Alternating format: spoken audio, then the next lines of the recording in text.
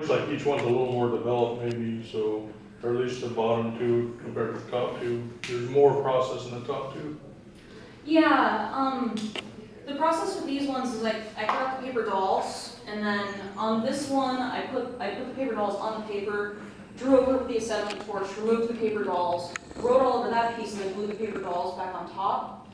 Well, and the top piece is more about what the top piece says is, and whom do I have the pleasure of speaking with today? Like the piece on the top is willfully like trying to communicate with somebody. The piece on the bottom is the dolls, cut the dolls out, put them on the paper, write over the paper, remove the dolls, take the negatives of the dolls, put them on another piece of paper, burn it to get this line of dolls.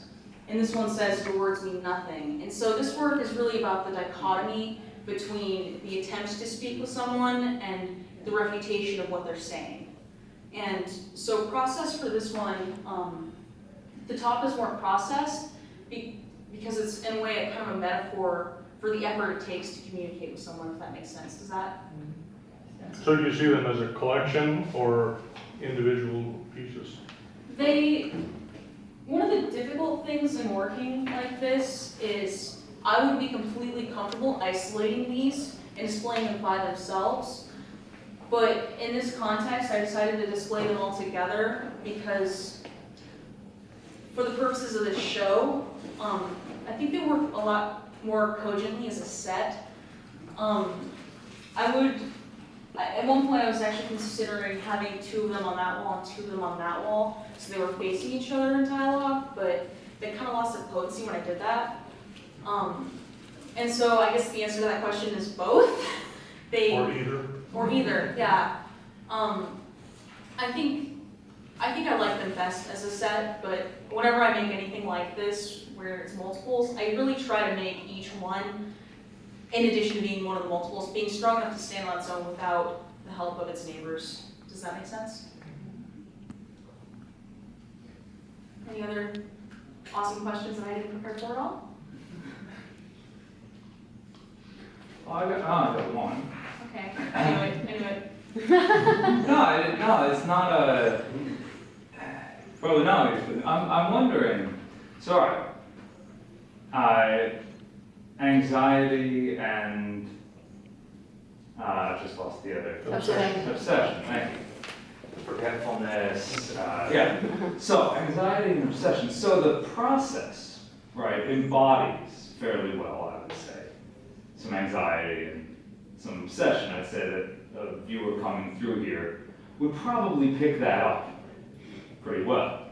What I'm wondering is whether, for you going through that process, did anything to alter your own anxiety and or obsession? It's interesting because I think the text can function one of two ways. The process of writing the text either reinforces the very notion that it's afraid of, or it therapies its way out.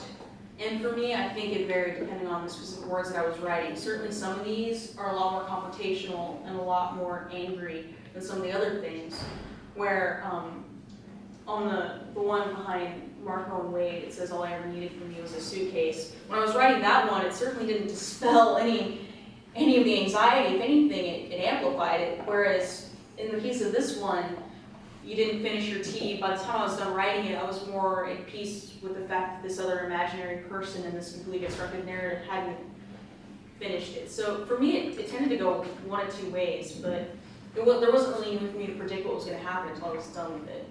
If that process art, it's fun. You all should try it sometime. Does that answer? Yeah, absolutely. Did it have any special significance to you personally did you do one because you wanted to, not to express something for someone else?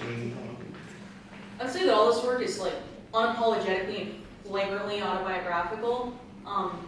There are certain things in this show that I didn't include and things that I didn't say because in a way they were too personal, but everything in this show is something significant to me, and it was a matter of convenience that it all happened to cohese together into something more tangible.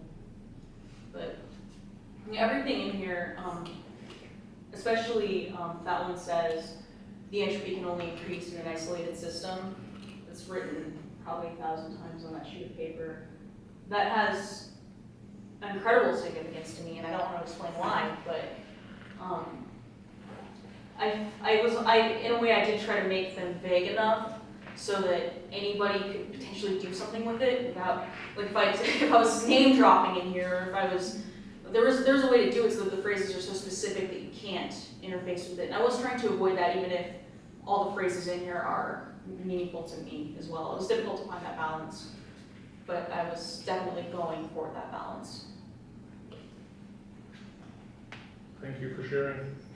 Thank you.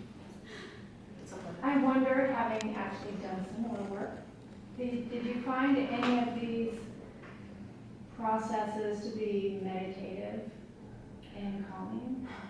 I really like to light stuff on fire, I'm gonna be honest. Yeah. Every time I took the torch to the paper, that did, I won't say it made me feel better about some of these things that I obsess over, but it definitely felt like what I was supposed to do. And I don't like to subscribe to notions of meditation. I'm not a meditative person, I'm not a spiritual person. But certainly, certain aspects of the process are definitely comfortable and they don't feel normal to me. And I would say that more than anything, burning the paper with a torch and then scrubbing it off so that I could do it again was really fulfilling. Without destroying it. Well, yeah, well, I do have some pieces that are now in mason jars and they're just chunks of ash now. But I didn't display any of those. Those are home in my closet. But not failures. Not failures, no. Any other questions? All right, well, thank you all so much for coming. There's plenty of food. Enjoy yourselves. I'll be here for the next hour or more to answer any other questions that may arise over the course of the evening. And enjoy. Thank you all for coming.